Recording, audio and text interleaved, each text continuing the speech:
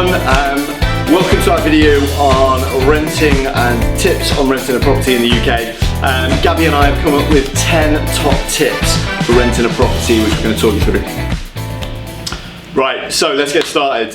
Gabby's actually holding these up on a piece of paper because I can't remember all 10 from the top of my head. Some of these are coming from experience as well. We kind of wrote these down having all rented properties here, and we asked the guys what their experiences of renting were recently as well. So a few top tips. Number one, you no longer have to pay agency fees for renting. So if an estate agent asks you to pay fees to hold a property or to do a check-in or an inventory check or something along those lines, tell them that's not something you're willing to do. They shouldn't be doing that. Number two, check that your deposit is protected. So in the UK there's a thing called the deposit protection scheme. It means that your deposit when you pay it is held independently from the landlord and from the estate agent, and that's to ensure that if there are any disputes at the end of your tenancy, you've got an independent body that's adjudicating that. You can save a lot of money. This is number three. You can save a lot of money by switching your energy provider. So there will usually be an energy provider already in the property when you move in. Doesn't necessarily mean you're on the best deal though. So shop around, have a look. There's a lot of price comparison websites you can use to find the best deal. Number four, free furniture. So a top tip that a few of the guys said here is that one, they either negotiated to get some furniture. Often private landlords will have furniture in other properties that they can move in to your property, and also take a look on the local websites like Gumtree. There's often things free for collection there, so you might save yourself a few pounds when you're first in the UK. Five was to check for whether you need a TV license. So some landlords will include this in your rent, but don't assume that.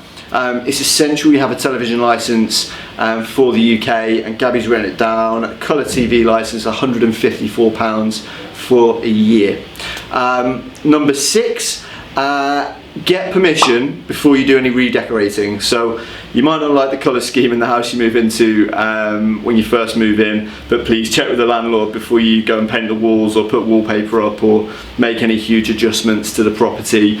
If the landlord doesn't consent to that and you've done it anyway, you'll probably pay some money back at the end of the tenancy. Number seven, I think we're up to.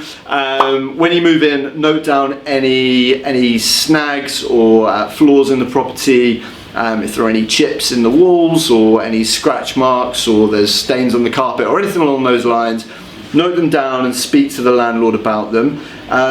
First reason is that you may be able to get a few pounds off the rent every month. You can always negotiate on that. And the second reason is to make sure that when you come to moving out, that the landlord doesn't assume that you've done that damage and charge you for it. So really important you do that.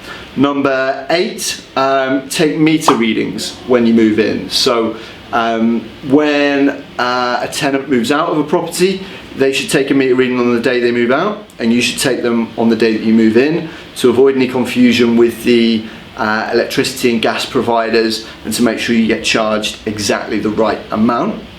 Number nine, we're nearly there I think. Check the inventory and put your landlord's phone number on there in case of any emergencies. So you will either have a direct line for your landlord, a mobile number for the landlord, or there might be a property management company that look after the property. So just make sure you've got that number to hand. If you ever have a tap leaking or something like that, you're desperately going to need that number, so keep it to hand. And finally, number 10, don't sign any contracts until you are 100% happy with everything. Make sure that you're completely content with the property and that it's ready to move into, and it's going to be the best place for you and for your family. Okay, I hope you found that helpful. There's a lot of information in a very quick amount of time. Obviously we are on hand if you want more details and more info, so please feel free. As always, Gabby will put the details up somewhere on the screen so you can see them, and feel free to drop us an email, give us a call, however you want to get in touch, whether that's through social media as well. And we'll see you next time. Thanks very much.